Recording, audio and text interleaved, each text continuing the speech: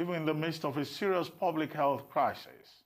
Many Nigerians have still managed to celebrate a reduction of the pump price of petrol from 145 naira to 125 naira. This has been almost a lifelong battle for certain individuals and groups in the Nigerian project, including the labor unions in the country. With this situation, however, the idea of more Nigerians having greater access to more liquidity for their small businesses has been gaining ascendancy since the announcement of these ameliorative measures by the Nigerian government.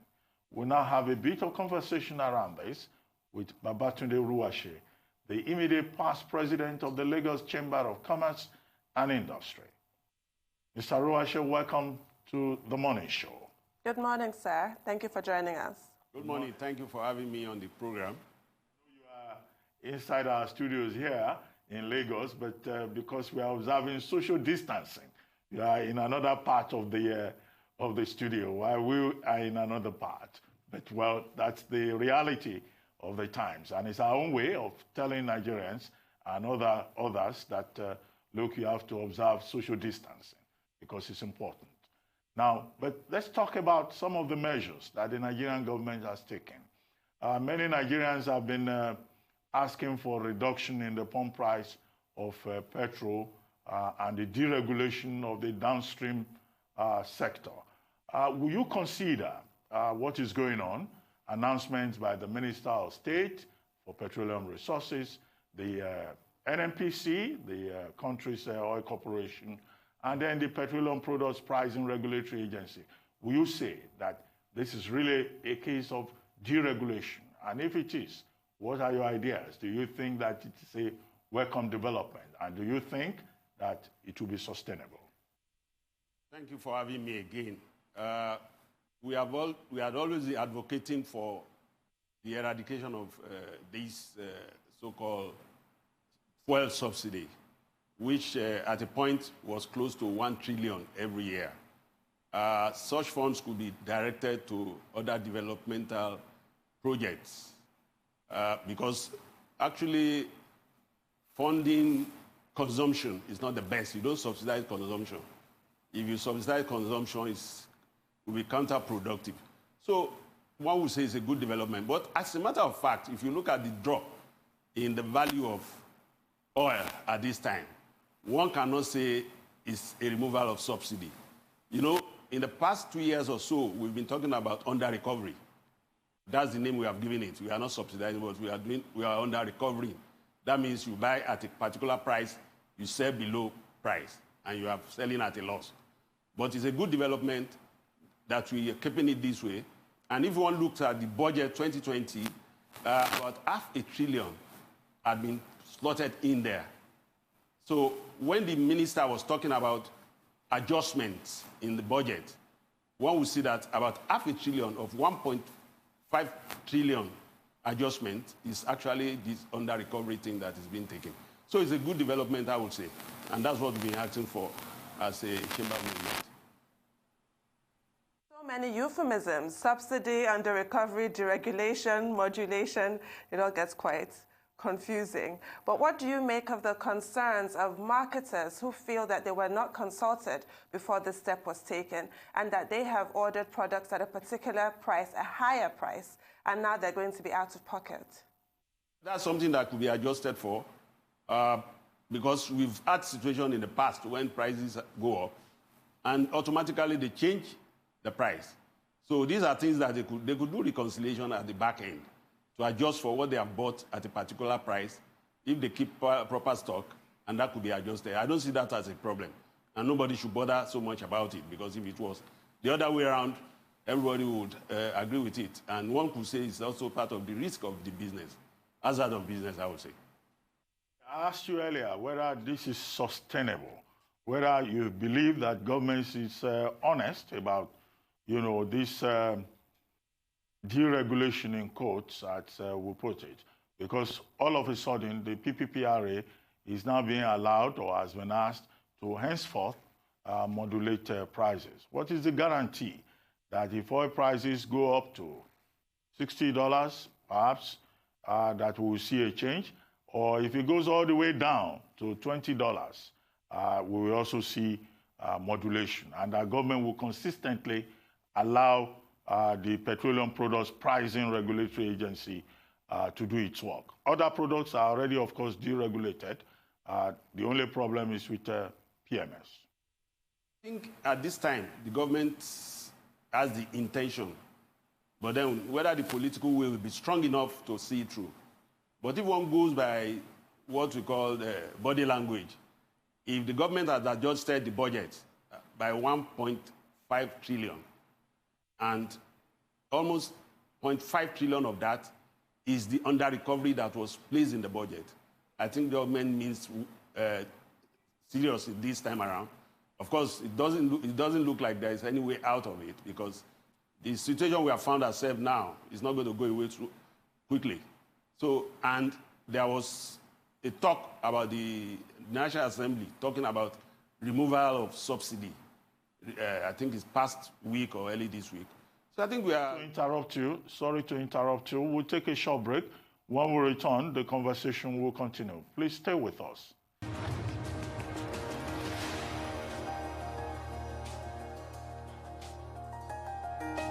Welcome back to the morning show here on Arise News. Still with us in our Lagos studio is Babatunde Ruwase, the immediate past president of the Lagos Chamber of Commerce and Industry.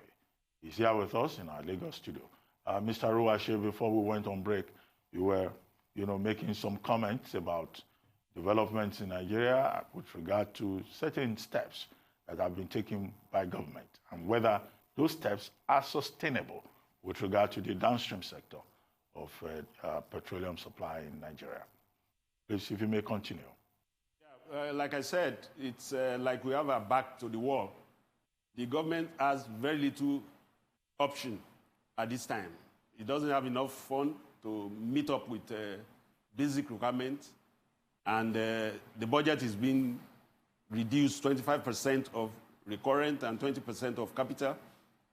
And this half a trillion subsidy figure, which was put in under recovery, they say, which was put in the budget 2020, is part of what we are looking at as measure to balance the budget. And the situation we have found ourselves, which not only us globally, is that economy will look very gloomy this year, maybe up to third quarter of the year or the whole year.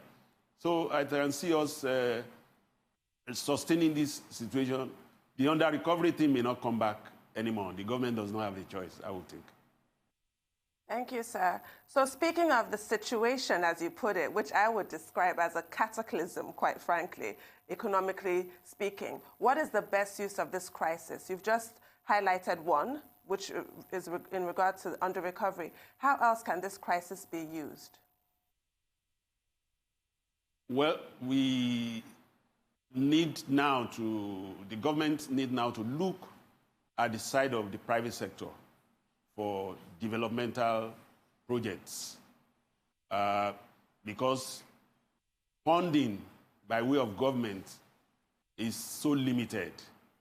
If one looks at what had been said about costs cutting and by government, like I mentioned, 25% of recurrent is being adjusted, 20% of capital is going away, and we all know that capital is something that has to do with delivery of dividend. That's what affects the ordinary man. So government has to bring in the private sector that has the capacity and the wherewithal to provide this shortfall. But then the government also has to build confidence, gain confidence of the private sector.